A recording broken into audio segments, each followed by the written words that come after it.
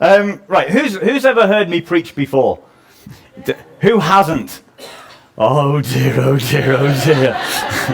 Okay, you might want to turn to someone and warn them. Okay, right, yeah.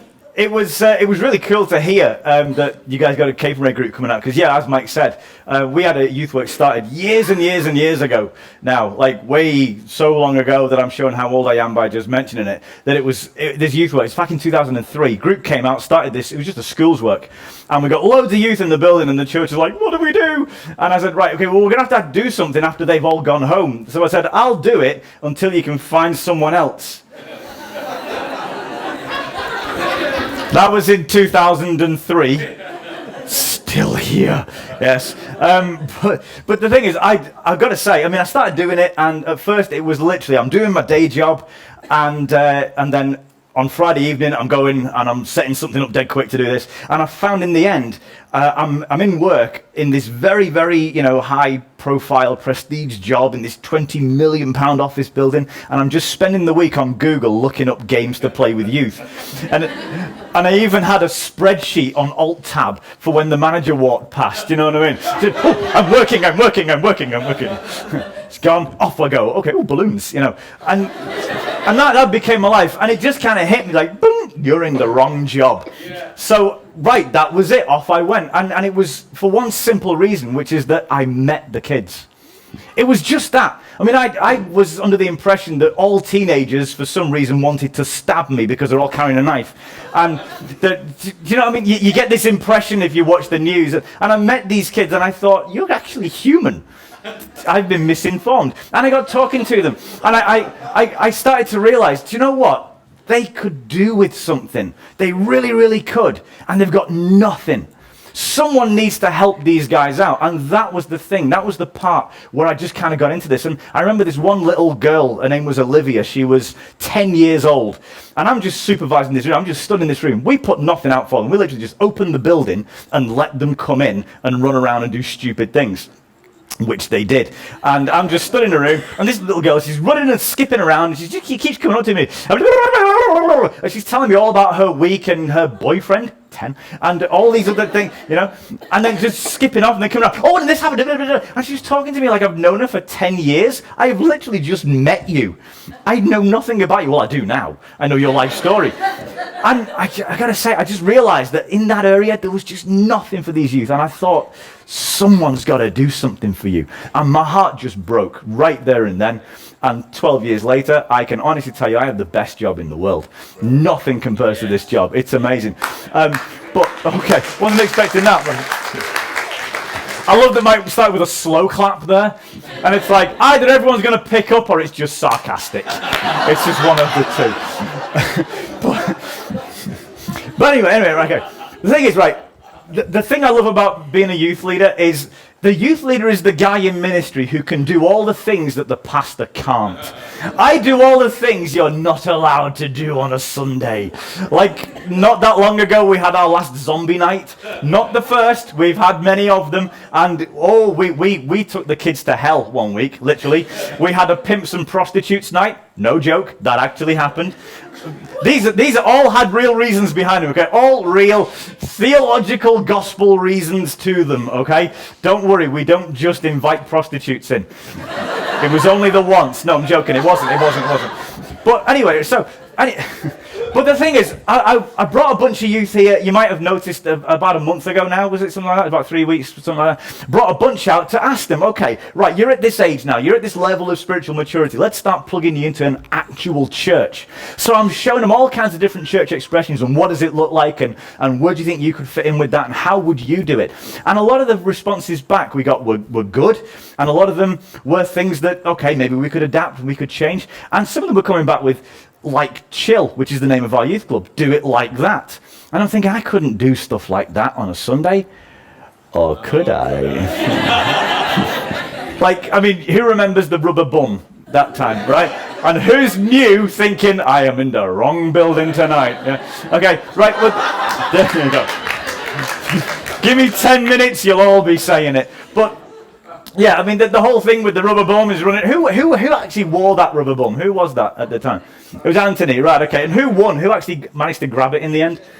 Sorry? It might have been. The point is just to make all of you really uncomfortable. That's the kind of thing we do here. But yeah, anyway. But that was literally lifted straight from our youth club. I just brought that idea here. And I thought, okay, what if I take that kind of real irreverence and put it on a Sunday, and what would that do? And I came up with a game, and I was telling Mike about it last time I was here, and I thought, this is a game you could play on a Sunday.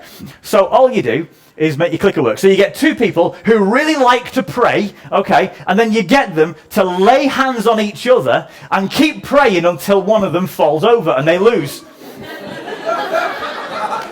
And I'm thinking, probably couldn't do that, actually. You know, I mean, scripturally, I can't see anything against it, but I'm guessing I wouldn't get away with it, because then the Pharisees are going to turn up, right? Okay, yeah, you know, heathen. And I'm going to get a lot of this, because you get a lot of, you can't do that in church, right? Who's ever heard those words, you can't do that in church? Have you ever asked the question, why not? Okay, because the thing is, we really easily get off track. We kind of start missing the mission and start focusing on the method. And the thing is, church is great. Church is a fantastic thing, but very often it's not what we think it is. Even more, I could say, it's not what we've turned it into. For instance, Jesus said, I will build my church. Does anybody know the address of the church that he built? No, because when we say a church, we think of a building. We think of a place. It's there. But the thing is, Jesus said, I will build my church. The only thing he left behind was a bunch of people. Yeah. So either one of two things is true. Jesus failed, or the church is only the people. Now, you hear this a lot of the time, you know, church is the people. Church is the people. I want to go further than that. Church is only the people. Everything else is just supporting the mission. And yet, how easy is it to be sidetracked and start concentrating on all the other things? And this is where I start to worry for people. Because, I mean, in Matthew, Jesus had a really, really stark warning for people who are going to go to him and said, Jesus, we did this for you, we did that for you, we did the other for you. And he's going to say, get away from me, I didn't even know you. Which sounds kind of harsh. But it kind of makes a point. And I think, people really need to start watching out for this, because it's so easy to get distracted from what you're supposed to be doing to what you're not supposed to be doing. Make your life all about that, and Jesus is just going to say, you had one job. It's not complicated. It's really not. Now, the thing is, distraction is so easy, isn't it? I mean, as a species, we tend to get distracted, right? I mean, there's my goal. I'm going to go and do that goal. That's my goal. I'm going to do this thing. Oh, butterfly. Look at that. Oh, look at that. Right? Or, for the women, there's my goal. I'm going to do my goal. I'm going to... Shoes! Preach it, sister. Yeah. Oh, right. But distraction is so easy, and that's the human condition. So this isn't a Christian disease, this is a human disease. This is what we do. It's just, as Christians, we have our own particular brand, like we do with everything, right? So it's like, you know, look, the needy, let's go and help them. The church has got a new coffee shop. Oh, ground coffee, yay, you know. The poor and the broken, let's get them, let's go and help them. Oh, I love this song, this is my jam. How great is this song? Right? Oh, I love doing this, I'm so comfortable here, this is how I like to live my life. I am staying here forever and ever. What about the poor and needy? We'll sing a song about them, it's okay. Quick, there's some in the building. Pray for them, put your hands on them. They don't want to be prayed for, they knew what they were coming to. Just put your hands on them anyway, it's all good. They're not falling over, just push them. God will meet them on the ground, it's okay, don't worry. If you hurt their head, then God's got something to heal, so it's all good. You know? It's so easy to get really wound up in just the structures and the processes of church and forget that that's not the mission. It's just a method for the mission, right? Now, I'm not bagging on church, okay? I'm really not. Seriously, it might sound like it, but I'm not. I've grown up in them my whole life. And the fact is, if the church was not a world-changing organization, it wouldn't have changed the world. But it has. I mean, seriously, look on a map and find the countries that are the most stable, the most secure, with the best democracy, the best fairness and freedom and equality and everything else, and then tell me what religious book its laws are based on. Yeah. You'll surprise yourself. Yeah. Unless you're getting what I'm saying, in which case you really won't.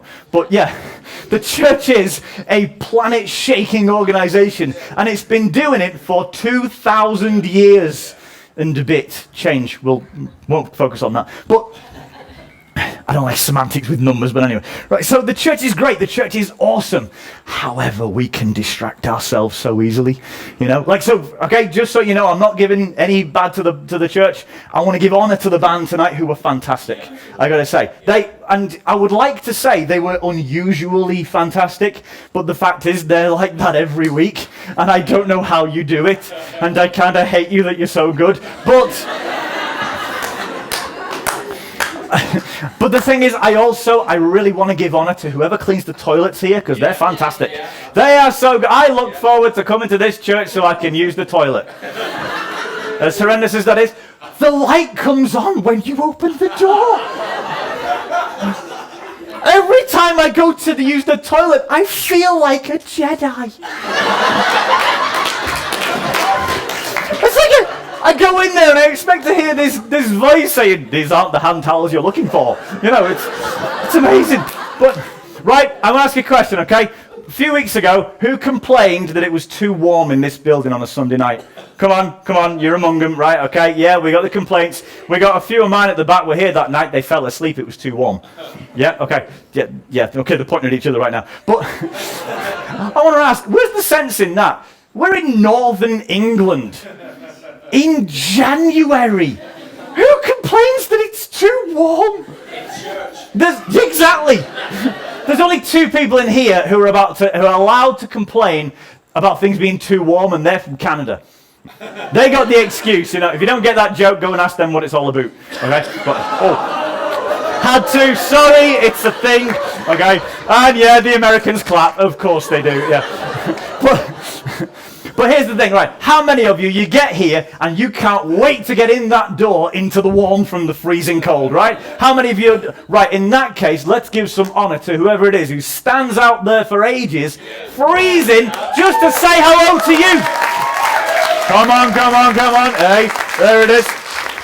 There's people out there right now, and they're just there to handle people that go out for whatever reason to look after them. They are missing the pleasure of seeing all of this just so that they can help people out there and greet people out there. They're sacrificing, they're giving their night up for other people. Let's give them some honor. Come on, make some noise. There you go. When you've gone home, people are sweeping the floors. People are locking the people are doing all these things. So yeah, the band in this place is superb. But so are so many other people in this place. And I've got to say that because, you know, it's so easy to come to church and think, I can't do that. You can look at them and say, I can't pull faces like him when I'm drumming. Right? I can't gird like that. I can't be in that band. Surely no. I don't look as cool jumping up and down. I can't do that. I'm not musical. I'm not techie. I can touch a keyboard and the whole computer will explode. I'm not that person. And so you can look at stuff like this and think, I can't contribute. Oh, how wrong that is. Yeah. Seriously. But it can be really, really intimidating, especially when you come to a church where there is this one thing that is just so good. It can be really intimidating if you're not in that thing. I know this because our youth work, started by Cape and Ray, it's now at least twice the size of the church that it's a part of. No pressure for your next mission, but... So, the thing is, here we've got this fabulous youth work, and people very often come in and they kind of miss the church and see the youth work. I can't imagine how heartbreaking that can be for people who work just as hard as me on something that doesn't get noticed. Yeah. And if you're focusing on all the trappings of church and the processes and the departments and all these other things, sure, you can lose focus and you can think that's what it's about. And because I can't do that as well as them, I'm not as important. I'm not as important not just in the church, but in the kingdom. Because when you see the two as the same thing, when one doesn't fit right, you're tempted to think that the other doesn't fit right. It's a problem. It's a real problem. And let's face it, when you see what Paul wrote, not that Paul, the other Paul, the one with the beard, which describes many people in this room tonight. It just came in. Right. Anyway.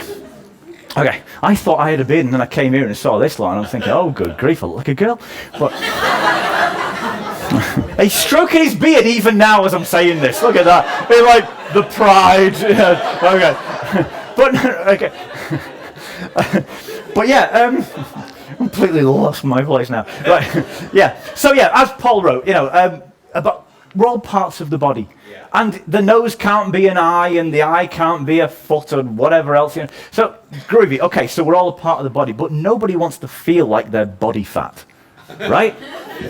You want to be something productive. You don't want to get to heaven and say, "Hi, Jesus," and he goes, "Yo, cellulite, how you doing, bro?" Varicose veins is already here. He's around the corner. He's over where we build his bum crack. Try to look away. Try. Seriously.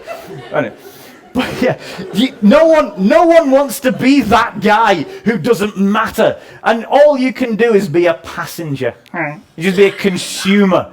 And you consume the worship because other people give it. You just kind of sit and listen and sing, and you just kind of go along for the ride. No one wants to be that person, right? Not just in the church. You certainly don't want to be that person in the kingdom. You want to matter, right? The thing is, as long as you're focusing on what the method has become, you're always going to see cracks. You're always going to see, well, I don't quite fit in that bit. There's nowhere quite there for me yet. Every department that exists in the church today, it was new once. Yeah. It was invented once because the church was just a bunch of blokes standing around saying, what do we do now? That was it. They didn't have a building. They didn't have a lovely monitor clock on the wall to see just how far I'm over time with my preaching. They didn't do any of these other things. It's all been invented along the way. There is new stuff to be invented yet. The way church is right now is not set in stone. This is not the mission. This today is just how we're doing the mission. And specifically, I mean this bit of the mission. But there's so much more to it. And the thing is, we all have just one job. I have one job. Mike has one job. Paul has one job.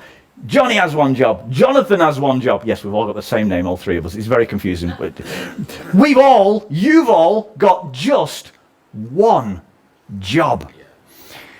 Let's talk about what that one job is, shall we? I was writing this and I saw a video and it really made me think. 9, 8, 7, 6, 5, 4, 3, 2, 1, 0. Mr. Kevorkian, allow me to shake your hand. You have volunteered to remain in this cell for 10 years, completely alone, with nothing but 3 books for company, simply so our scientists may ascertain how such treatment may affect an ape of roughly the same size as yourself. I shake your hand again, sir. I feel honored to know you.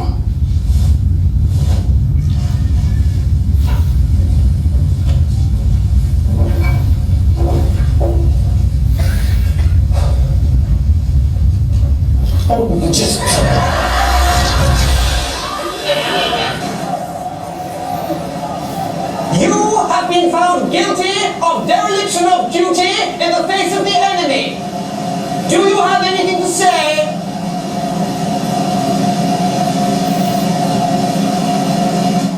Present your pieces.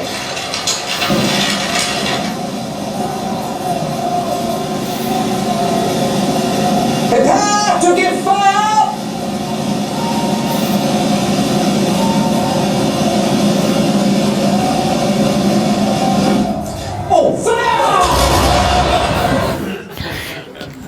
Here's the thing. If someone was in that position, that one last thing, oh, by the way, that's got to be fairly important, right? I mean, that's not feed the fish. That's a fairly important thing. The last thing that you could say to someone, imagine you're never ever going to see them face to face again for as long as they live their natural life. And you think, one last thing, that's got to be a pretty important last thing. Would you agree? So why don't you think about the last thing that Jesus said? Because that's got to be important, right? He didn't give a big long list of all these things and how-tos and everything. He just said something really, really simple. Be my witnesses. Absolutely. that complicated? It's really not, is it? What does a witness do? It tells you what they saw. Yeah. That's it. Yeah. This is what I saw. Job done. Easy? One job. Yeah. That is literally it. Everything else is just in support of doing that job. Absolutely, yeah. Everything else. And if everything else that's in support of that job, if that becomes what you're focusing on, then you're focusing on the wrong thing. You're focusing on the method and not the mission. And we kind of, here's an easy way to see just how confused we get with this. We get into this mode of thinking that evangelism equals invitation. So if you can just invite someone to church, you get them there by fair means or foul. You just trick them into it. It doesn't matter. You get them there. You get them in the building, and Mike will do the rest. Hey, right? Because getting them connected to God, that's for the people on the stage here to do. You just get them in the building, and these guys will do the rest. Right? No, that's not doing the mission. That's doing church. And yeah, that can work. It can really work. So many people come into the kingdom that way. But the thing is, all you are then is inviting them to someone else's mission. The thing is, you're perfectly capable of being a witness yourself. As capable as anyone else in the world. You are the witness. You are the mission. It's all you. Now, the thing is, if we're not going to just invite people to church, and again, there's nothing wrong with that. Nothing whatsoever. If we're not going to do that, if we want to do more than that, then the question is how to do it. So think of the parable of the sower. Okay, so here he is. Here's this guy, and he's sowing his seed. One thing you will notice is that Jesus does not begin by saying there was this guy who was really, really stressing and really worrying about how to sow seed. He didn't say that. He didn't even say, here's this sower who was really bad at his job.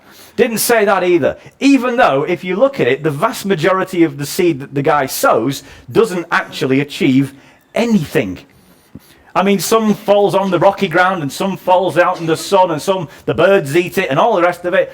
Most of it, it doesn't actually achieve what it was sown out there to achieve, or at least not while the sower was there. But in this story, it's only a small percentage that actually finds purchase and grows into a plant and stays, and that's it. Yeah. So, if I can give you a piece of advice, it is to sow liberally. Yeah. Everybody say after me, sow liberally. So liberally. Chuck it about. Chuck it out. Fling your seed everywhere. Willy-nilly. I'm going to stop there. But what he does not do, what the sower does not do, is plant one seed in the ground and then just nag it until it does what he wants. You know, he doesn't plant one seed and then just try to judge it into submission. You know, it's, grow, you foul seed of Beelzebub. If a bird eateth you tonight, will you be in heaven or in hell? We've all seen that kind of preaching, right? And the seed's in the ground there, and he's thinking, I'm staying right where I am. I ain't going out there because you're a flipping weirdo, mate. Right? And come on, we've all seen the weirdo evangelists. Right? Hands up to the weirdos, yo. Come on, come on. Oh, okay, maybe not. Just me then. But, you know, what you don't want to do is, okay, be so fervent for getting the gospel out there that you're going to go out and get an acoustic guitar and a rainbow strap, because that's what charismatics do, and then just sing Amazing Grace to anybody walking past until they hear you, and then they're running past. You know, doesn't matter how much shopping they've seen you. Oh, they're off. You know? You don't want to be that guy, because although your heart is in the right place, your head really isn't, and you're trying to give them the right message, but you're giving them all the wrong messages, you know. It's so easy to do that, and the thing is, it's so easy to stress that you're going to do that you don't even want to bother trying. Oh, that's not good. The thing is, this is a very simple thing. You tell someone what you know. Yeah. Not too complicated, is it? It's really not complicated at all. But we get distracted by doing church. We get distracted by, these are the processes that we set for ourselves, and they can work. Again, I'm not just dissing these things for the sake of it. They can work. However, if you stripped it all away, if you stripped away this lovely, slightly squeaky stage, That's an in-joke. Strip away the stage and the drum kit and the this and that and the curtains and the TV and Johnny Papworth running all over the place, fixing everything. You strip that all away and it's just you and God. What would you do then? Because all you really need to do is tell people what you know. It's a very simple thing, and it's an equal job for everybody in the kingdom. It's equal. We have no they are great and mighty, and you're lowly at the bottom, turning up 2 minutes after the service has started where the first song's already on, and you're thinking, God, will I find a seat? No, there is no this. It's this. We have one mission, one single job. Now, we're not the first people to struggle with this. If I was to refer you back to the prophet with the deformed face, Isaiah, sorry, old joke, one eye's higher than the other. Yeah, oh, I know. Ow, right? That joke is so old. John the Baptist didn't even find it funny, and that's surprising because he was a real laugh riot, that guy. But anyway, yeah, so Isaiah writes this, and specifically he's writing this because at the time, the Israelites, they're praying and they're fasting and they're doing all the things that we do today, and they're just not getting anything back, and the harvests are not being blessed, and this is not happening, and that's not working, and etc. And then Isaiah writes this, isn't this the kind of fasting I have chosen? To loose the chains of injustice and untie the cords of the yoke, to set the oppressed free and break every yoke. Isn't it to share your food with the hungry and provide the poor wanderer with shelter? When you see the naked, to clothe them and not to turn away from your own flesh and blood. Doesn't that sound eerily familiar to what Jesus said in the book of Matthew? It's kind of the same thing. You might even call it a running theme because the Bible does those, you know. But this is not new. This is not even slightly new. I mean, that was written quite a long time ago. And this is what God's saying. And if we can get this message, then maybe we can start tuning our hearts to being where God's heart is. Because it's very easy to shout to the Lord and shout to God and say, I give you my everything, my absolutely everything is yours. And God's saying, that's nice, but the guy sitting next to you is using a food bank. You might want to save a bit for him. Oh God, I give you my heart completely. My whole heart is sold out and burst for yours. And God's saying, that's cool, but the person next to you has an absolutely broken heart. And my heart is for her. So why don't you minister to her? And this has been God's thing all the time. It's been, okay, you want to give to me? Great. I've actually got quite a lot. You might want to start giving what you've got to the people around you. See, I love that this church gives. I am so proud to be associated with a church that gives this much. I mean, the big give, good grief. I don't even know how you did that. But even tonight, I mean, Valentine's coming up. That means a lot of people are going to be happy. A lot of people are going to be heartbroken. But anybody that meets this church is going to get something, right? That's giving. So you don't give to a church so that it can fix the hole in the pocket fund of the pastor. No, that's not what you give to a church for. You give to a church so that they can give it away. That's what the church is supposed to be doing. The minute the church's focus is spending all its money on its processes, on its building, on its this, on its that, on its the other, it is not a lifeboat anymore. It's a yacht club. We are not called to be a yacht club. We are called to be a lifeboat service. This in here is not the mission. That is. This is not the road. This is just the petrol station. Okay? Now, I've used that analogy before. The thing is, a lot of people treat church like it's a petrol station. They want to go and get filled up. I'm going to go and get filled up. I'm going to get filled up and filled up and filled up. Hey, I'm so full, I'm filled up. Then I'm just going to stay in the car park and rev my engine until all the fuel's gone. And I'm going to get filled up again. No. You go to a petrol station to get filled up so you've got the fuel to get out there and do something. That's why you get filled up in here. The mission isn't here. The mission's out there. This is just the method. This is just helping you to fulfill that mission. And everybody in this room is on the same mission. What you know, go and tell someone. That's it. Everything else just sits on top of it. But ultimately, you got one job. One job. One job. Here's all the things you don't have to do, okay? You do not have to save the world. You've not been called to die for anybody. You know how I know? Because you're still alive. You've not been called to do that. You have not been called to wash clean the sin of everybody who's ever done anything wrong with your blood. You have not been asked to do that. You've not been asked to be the hope for the hurting and the healing for the broken. You've not been asked to do any of that. He already did. You just got to tell someone. Easy, right? Because the thing is, you know the cure for every disease. You know the hope for every hurt. You know the solution to every problem. And boy, have I seen problems get solved. Have I seen hurts get healed. I myself, I was healed via a miracle. My mum's in the room somewhere. She's there and she's hoping I'm not going to point to her, but she can tell you all the details. But yes, I am alive because of a miracle, right? That's the thing. I've seen all kinds of stuff happen. I can tell you this is the case. By his stripes, we are healed. You've never met anyone in your life who hasn't got something that can be fixed by Jesus. Ain't never going to happen. You won't ever meet anybody that hasn't. You will never meet anybody with a problem that's too big. You will never meet anybody who's done so much wrong that they can't be forgiven. You will never meet anybody whose life isn't broken, because everybody's is. But you will never meet anybody whose wounds can't be healed by Jesus. And the thing is, he's already done it all, and anything that needs doing for them, he can do that too. All you got to do is make the introduction. It is not difficult. It is not complicated. However, how do you get past telling people and just looking like a grade A nut job? Because that's the worry, right? Well, it's simple. God's heart is for the lost. God's heart is for the broken. God's heart is full of mercy. God's heart is full of love. God's heart is full of kindness. If yours is, then you are naturally representing him. If you want to love someone, ask God to give you his love for them. Then check how you speak to them. Have mercy for them. Ask God to show you what needs do you need to meet.